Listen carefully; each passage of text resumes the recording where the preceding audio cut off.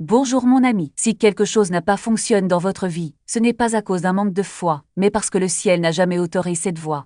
À l'heure actuelle, des millions de personnes sont depuis ici au point de s'épuiser, implorant des opportunités qui n'étaient jamais destinées à se concrétiser. Ils appellent cela une guerre spirituelle. Mais en réalité, il s'agit d'un désaccord avec le dessein divin. Ils demandent à Dieu de soutenir ce qui n'a jamais conquis, de bénir ce qui n'a jamais ordonné, de faire prospérer ce qui est en dehors du projet initial et élabore. Pour leur vie, je suis Rabbi Shimon, interprète de la Torah et architecte des vies. Depuis 2 décennies, je me consacre à traduire les anciens principes de la sagesse juive dans un langage clair et pratique, destiné aux adultes qui refusent les réponses toutes faites et recherchent de véritables solutions à leurs défis. Aujourd'hui, nous allons explorer l'un des concepts les plus mal compris des Écritures, quelque chose qui transformera complètement votre façon de voir le travail, l'argent, les relations et les décisions de vie. La plupart des gens commettent une erreur fondamentale au sujet de la provision divine. Ils croient que Dieu finance les rêves.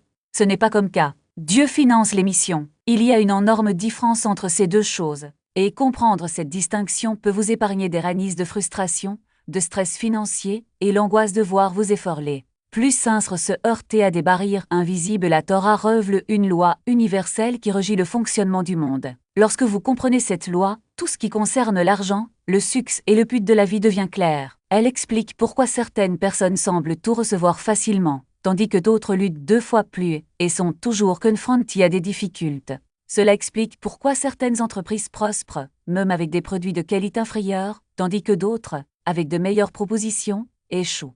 Cela explique pourquoi certaines initiatives religieuses se développent rapidement, tandis que d'autres stagnent, malgré le dévouement et les bonnes intentions de leurs dirigeants. La provision ne suit pas le désir, mais l'alignement. Je le opte, car cela remettra en question tout ce qu'on vous a appris sur la réussite et la spiritualité. La provision suit l'alignement, pas le désir. Cela signifie qu'avoir un bon cœur, travailler dur et vouloir intensement quelque chose ne garantit pas le soutien divin. Ce qui garantit cet accompagnement, c'est d'agir dans votre domaine d'activité, de remplir le rôle qui vous a été assigné et de construire ce qui a été spécifiquement commande. Par conséquent, la Torah nous enseigne 3 principes séquentiels qui s'inversent le plus dans la pratique. Vient d'abord la mission, puis la fourniture.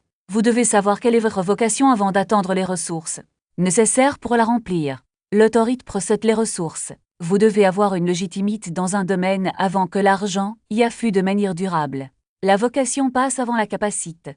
Votre capacité à gérer quelque chose se développe après avoir accepté la mission, pas avant. La plupart des gens font le contraire. D'abord, ils courent après l'argent, espérant que cela révélera son objectif. Rechercher la capacité avant d'accepter l'appel nécessite des ressources avant d'établir l'autorité. Cette approche inverse gêne ce que j'appelle des turbulences spirituelles. Les choses ne se déroulent pas, malgré tous vos efforts. Voyons comment cela se manifeste dans la vie de tous les jours. Au travail, d'innombrables personnes sont coincées dans des postes qui épuisent leur énergie parce qu'elles ont choisi le salaire plutôt que la mission. Ils acceptaient des emplois en fonction de ce qu'ils pouvaient gagner, et non en fonction de ce qu'on leur demandait de contribuer. Maintenant, ils demandent à Dieu de bénir un travail qui les épuise, des relations qui les épuisent et un style de vie qui les oblige à violer leurs valeurs les plus profondes juste pour les conserver. Ils se demandent pourquoi leur prière semble vide et leur progrès force dans le monde des affaires. Les entrepreneurs lancent des projets en fonction des opportunités du marché et non de leur vocation personnelle.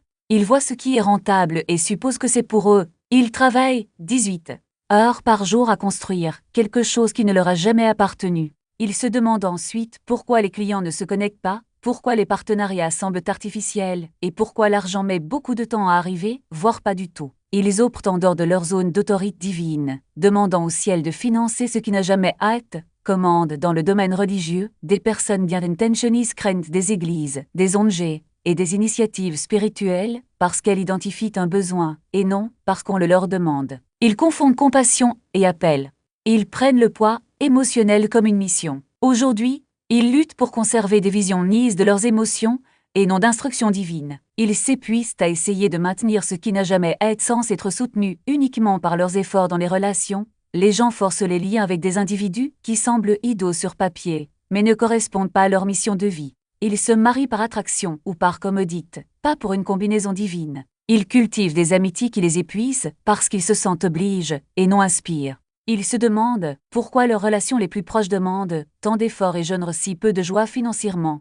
Les gens sont confrontés au stress non pas parce qu'ils gagnent peu, mais parce qu'ils essaient de se permettre des modes de vie et des projets qui sortent de leur zone de provision divine. Ils recherchent des revenus pour valider leur identité, plutôt que de laisser leur identité déterminer leur source de revenus. Ils accumulent des dettes finançant des revenus qui, d'un point de vue céleste, n'ont jamais été autorisés. Cette approche inversique crée 3 chemins dévastateurs. Premièrement, travailler dur sans mission est épuisant. Lorsque vous travaillez en dehors de votre vocation, même les tâches les plus simples semblent épuisantes. Vous vous sentez épuisé par des activités qui devraient vous dynamiser. Il a besoin d'un repos excessif pour se remettre d'un travail qui devrait être source de vide d'oxymement. La prière sans alignement est frustrante. Lorsque vous demandez à Dieu de bénir ce qui n'a jamais ordonné, vos prières semblent résonner dans le vide. Vous vous demandez s'il écoute, s'il s'en soucie, si la prière fonctionne. La frustration ne vient pas parce que Dieu n'écoute pas, mais parce que vous lui demandez de soutenir quelque chose qui contredit le projet qu'il a conçu pour vous. Troisièmement, un effort injustifié brûle. Lorsque vous vous épuisez dans le mauvais domaine, plus vous travaillez, moins vous obtenez de résultats. Travaillez 2 fois plus dur pour récolter moitié moins. Vous commencez à croire des mensonges sur vos capacités, votre valeur, votre potentiel. Vous pensez que le problème vient de votre éthique de travail, alors qu'en fait c'est la tâche que vous avez choisie maintenant. Je veux partager les 3 lois d'alignement qui régissent la manière dont l'approvisionnement circule réellement dans l'univers. Comprendre ces lois révolutionnera votre approche de tous les domaines de la vie. La première loi est que la mission gendre l'autorité. Vous ne pouvez pas gouverner ce qui ne vous a pas été confié. Cela signifie qu'elle n'a de légitimité que dans les domaines pour lesquels elle a été spécifiquement désignée. Essayez d'opérer en dehors de votre sphère d'expertise, créer de la résistance, des frictions, et, éventuellement, un échec. Quelles que soient vos qualifications ou vos intentions, imaginez un musicien talentueux qui décide de devenir chirurgien sans formation médicale, ni vocation. Ses dons artistiques ne se transfèrent pas à l'autorité chirurgicale. Il n'a aucune légitimité pour travailler dans ce domaine, donc les patients ne lui feront pas confiance. Les hôpitaux ne l'embaucheront pas et les régimes de santé ne le couvriront pas. Une mesure simple que vous pouvez prendre aujourd'hui. Prenez 30 minutes pour répondre en toute honnêteté à l'une de ces 7 questions. Il ne s'agit pas de juger vos choix mais d'observer des modèles.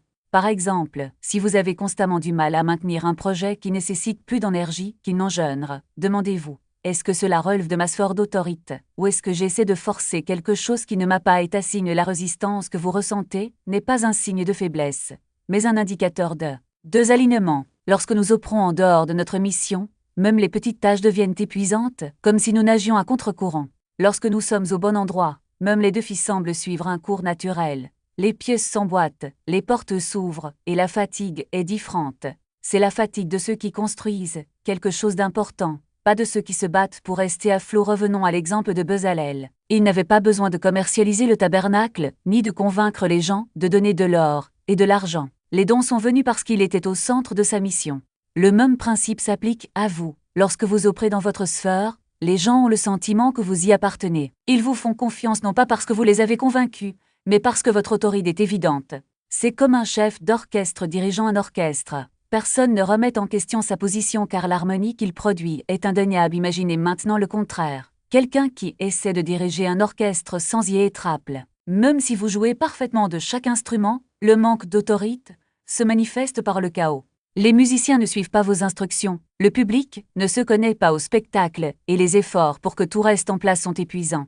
La même chose se produit dans n'importe quel domaine de la vie. Vous pouvez être excellent dans quelque chose, mais si ce n'est pas votre titre, le résultat sera toujours difficile et cela nous amène à une vie inconfortable.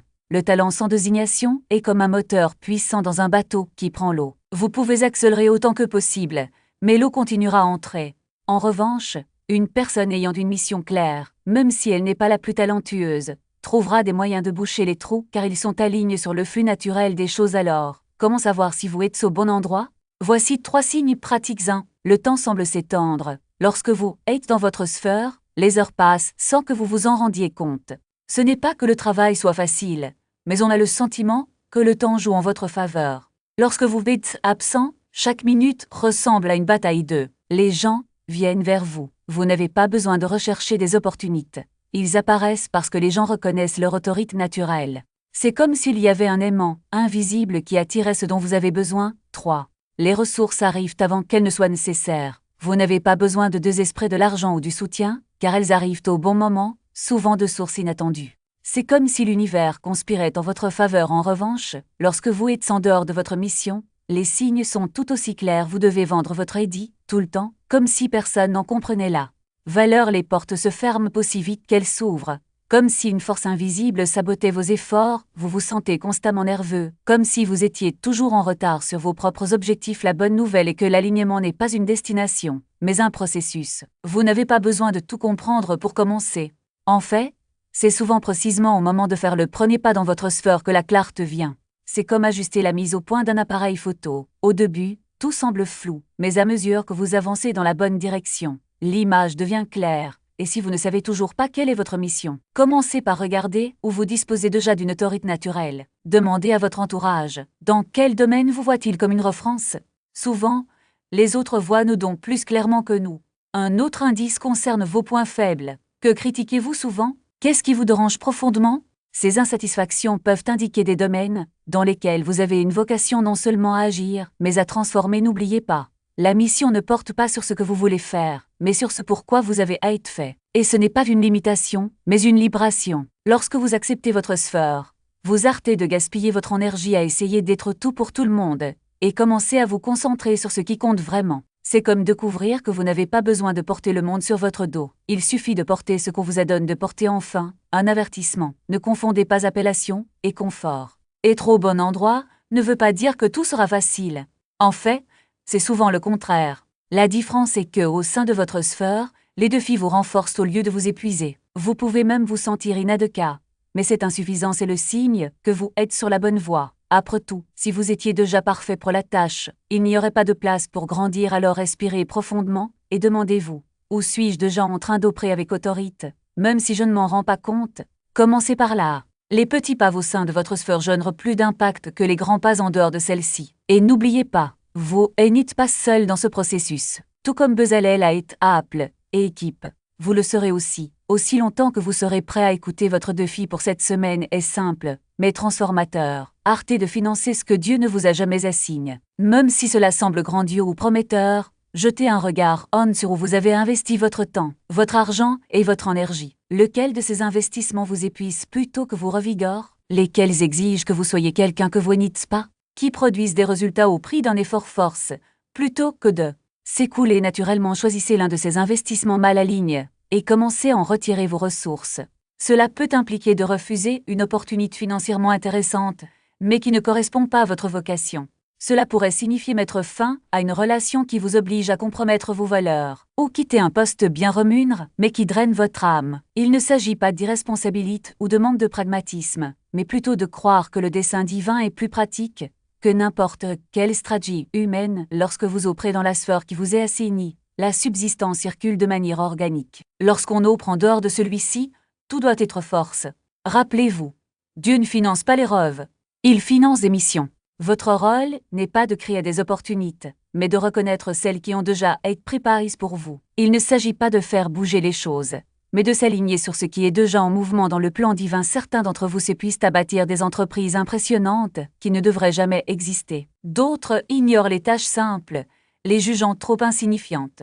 Les deux mots le créent un désalignement et bloquent le flux de la provision divine. La véritable prospérité ne se mesure pas par la quantité de ressources accumulées, mais par la manière dont vous gérez la partie spécifique de la création qui vous est confie. Lorsque vous vous concentrez sur votre mission et non sur votre ambition, les ressources s'alignent sur votre objectif plutôt que de le concurrencer. La Torah nous enseigne que chaque âme joue un rôle unique dans la conception cosmique.